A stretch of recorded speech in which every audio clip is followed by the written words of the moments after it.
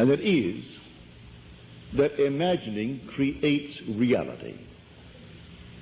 I say this because I identify imagining with God in action.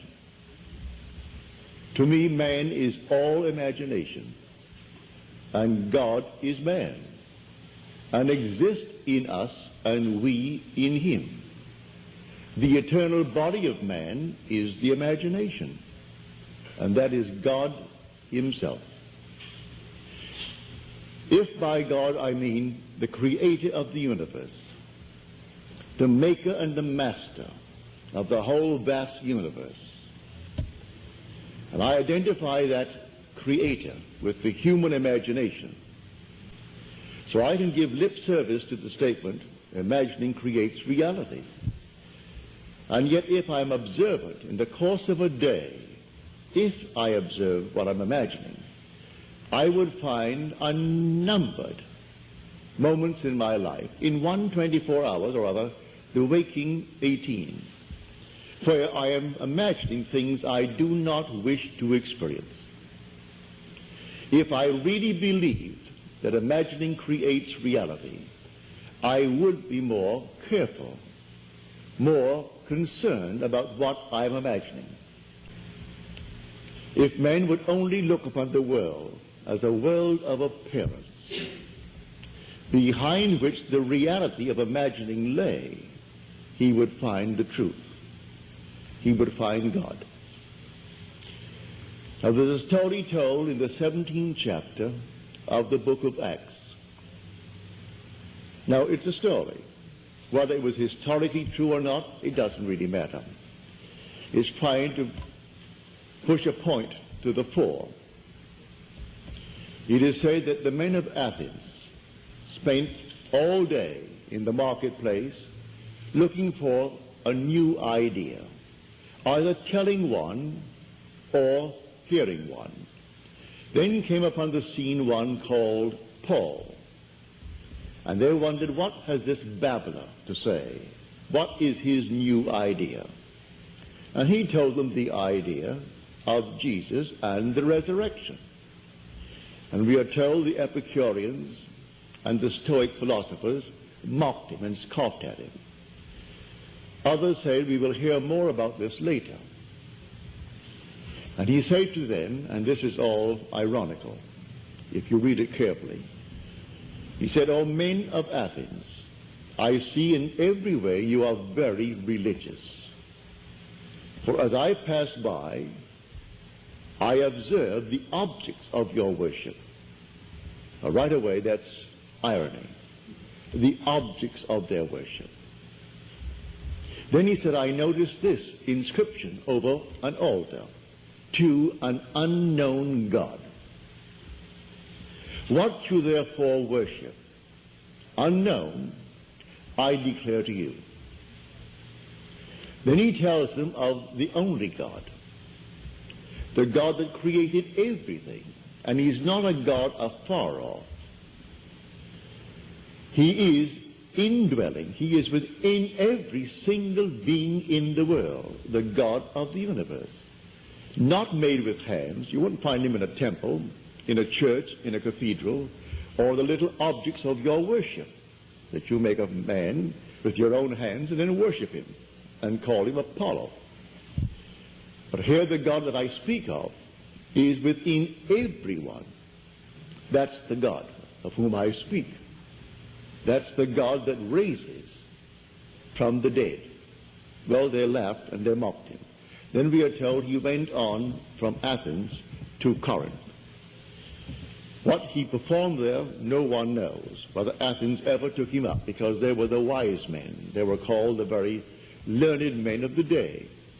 We have them today too. They scoff at anything that is not part of their great voluminous works.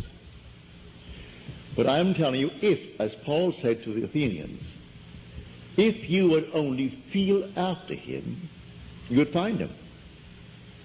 If you would feel after him, you would find him. Find what? Find the God of the universe. For he gave us not the spirit of the world, but the spirit of himself. That spirit of himself in man is man's own wonderful human imagination. When you say, I am, that's God. The one and only God, and there is no other God. Therefore, he is in every man, every woman, every child born of woman. It is the God in that being that allows that being to breathe, to live, to experience what we call life in this world. That is the immortal you. So the eternal body of man is the imagination, and that is God himself, the one we speak of in the New Testament as Jesus. That is God. Well, where is he? Something on the outside? No. He is in you. When you say, I am, that's Jesus.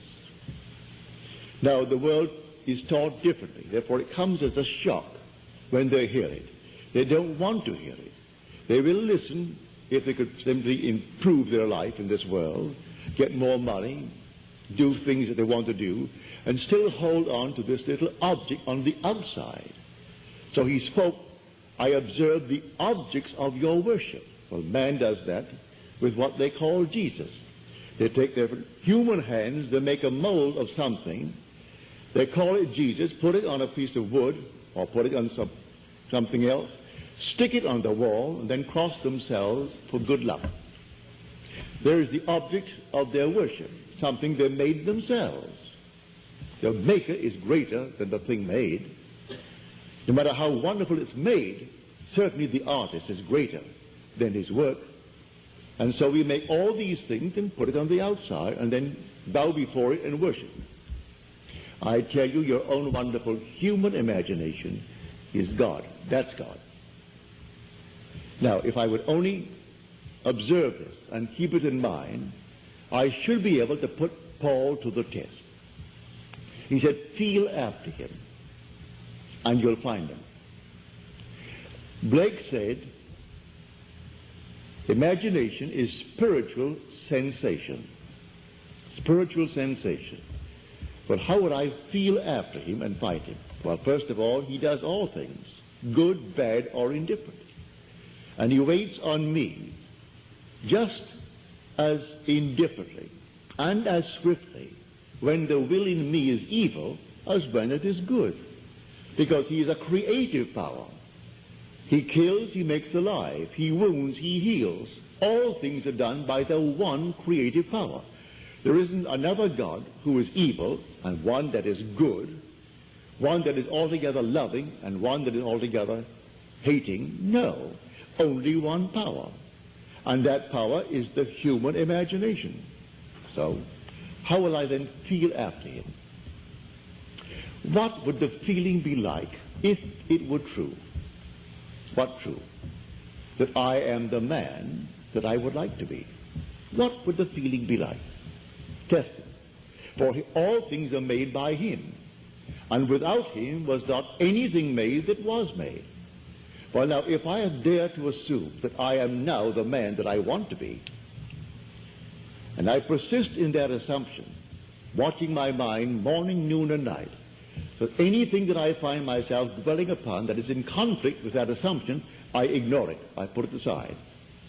I will be faithful to this divine vision, the vision of myself.